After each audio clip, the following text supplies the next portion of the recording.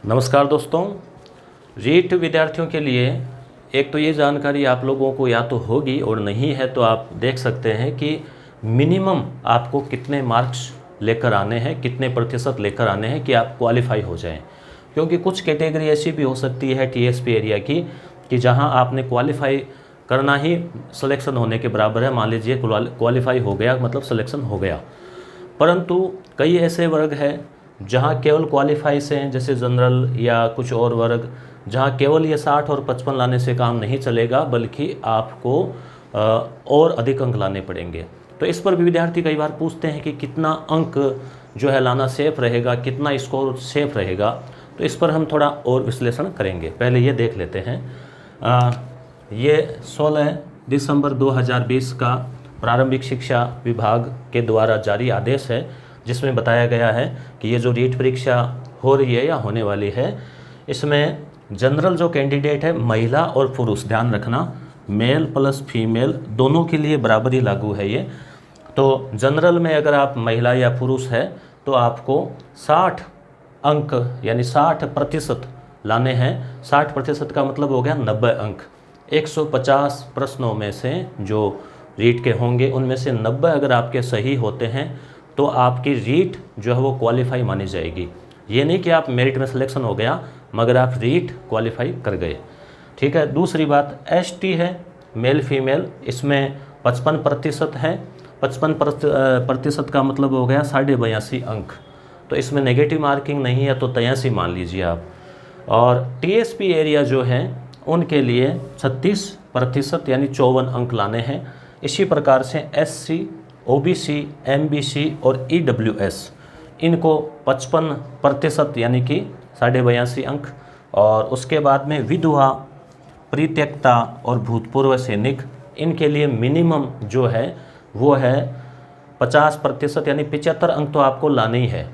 अब 74 रह गए तो आप क्वालिफाई नहीं, आप दौड़ से सीधे बाहर है। 75 है तो आप शामिल है कंपटीशन में। दिव्यांगजन है, इनके लिए 40% मिनिमम रखे गए यानी 60 अंक 150 में से। और शहरिया के लिए 36 जो है वो प्रतिशत रखे गए हैं यानी कि 54। अब आप कहेंगे कि अभी सरकार ने 40% का कहा है, एक नया जो ऑर्डर आया था जो कि शिक्षा नियमों में आरएस रूल्स में जो चेंज कर रहे हैं उसमें, तो उसमें भी 40% का है मगर वो इस रीट पे लागू नहीं होगा क्योंकि वो अब आया है और आगामी भर्तियों पे लागू होगा।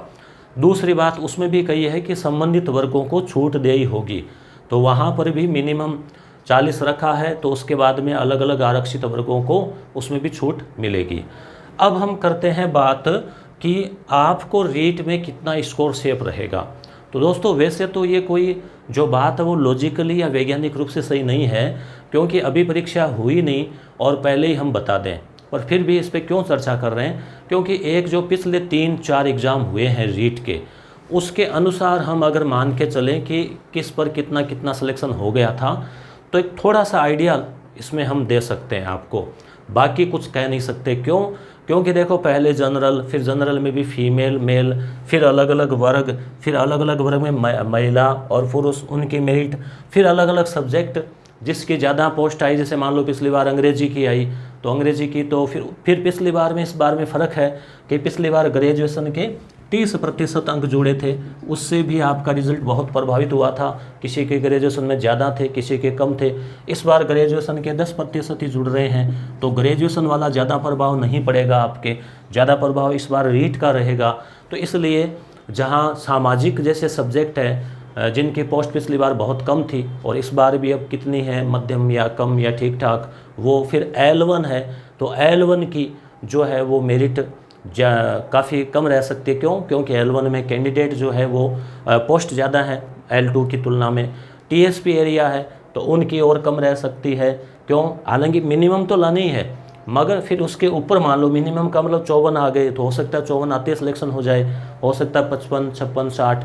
तो इस पर आप कमेंट करते हैं इसलिए मैं थोड़ी चर्चा कर रहा हूँ कि पहले कुछ भी कहना जो है वो एक तरह से सही बात नहीं है। एग्ज़ाम हो जाए उसके बाद में मान लो 150 लोगों से चर्चा करें, 150 लोगों से चर्चा करने के बाद जो है कुछ संभावनाएं बनती है। 150 लोगों से बात कर ली, फिर एक अनुमान लगता है कि अच्छा इनकी तैयारी अच्छी थी तो इतने बन सकते हैं।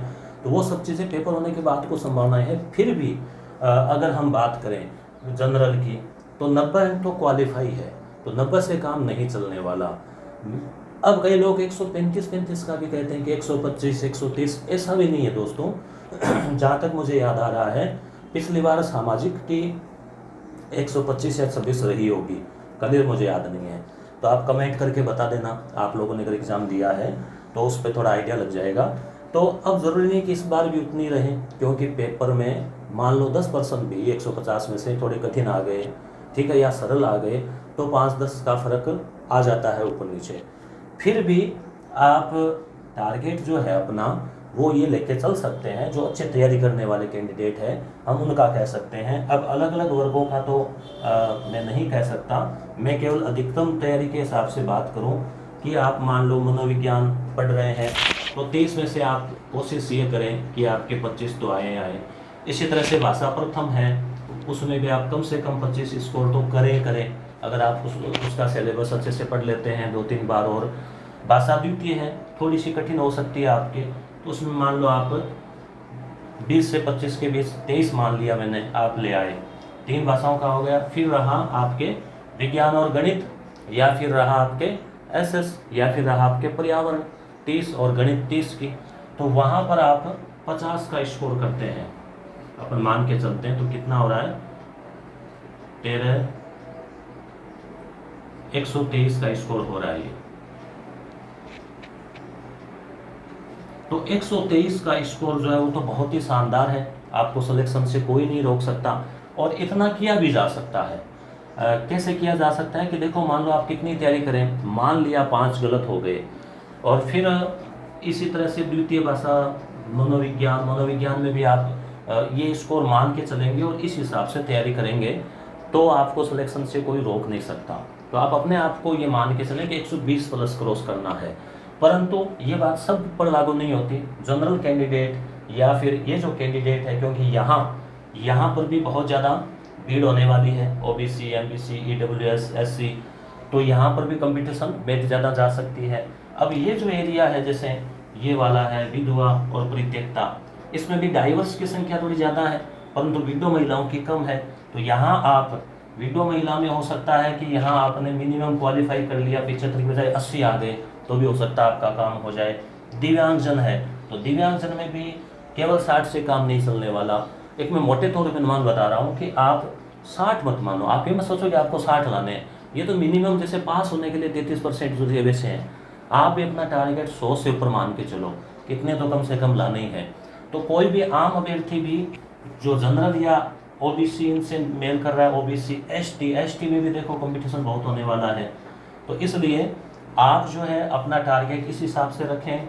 और ये जो वर्ग है जैसे टीएसपी एरिया के हैं, यहाँ क्या है, कंपटीशन भी तो थोड़ा कम ही है ना, क्योंकि उतनी एजुकेशन नहीं है, उतने संसाधन नहीं है, उतनी पहुँच नहीं है चीज़ों की। तो इस वजह से इतने पढ़े लिखे लोग नहीं हैं, उतनी भीड़ नहीं है जितनी यहाँ है। तो इसलिए यहाँ पर आप जो है थोड़ा सा स्कोर जो है इससे थोड़ा और ऊपर ले जा सकते हैं मिनिमम। जैसे सहरिया है, तो सहरिया क्षेत्र में मान लो 54 है, तो अगर 80 या 90 तक भी आ गए, 10-20 भी ऊपर आ गए, तो सिलेक्शन होने के चांस है। क्योंकि यहाँ पे बीएड किए हुए भी नहीं मिलेंगे ना, और बीएड कर ली तो तैयारी नहीं की, तैयारी कर ली तो फिर इतने नहीं आ पाए, तो इस हिसाब से थोड़ा रह जाता है। तो ये एक मोटा अनुमान था दोस्तों। असली मेरिट का अनुमान तो फिर जो परीक्षा होने के बाद कुछ लगाए जा सकते हैं, और रीट जैसी भर्ती में लगाना मुश्किल होता है। क्योंकि यहाँ पर जो है बहुत सारे इसमें आपको मिलते हैं। चलो ठीक है दोस्तों, धन्यवाद।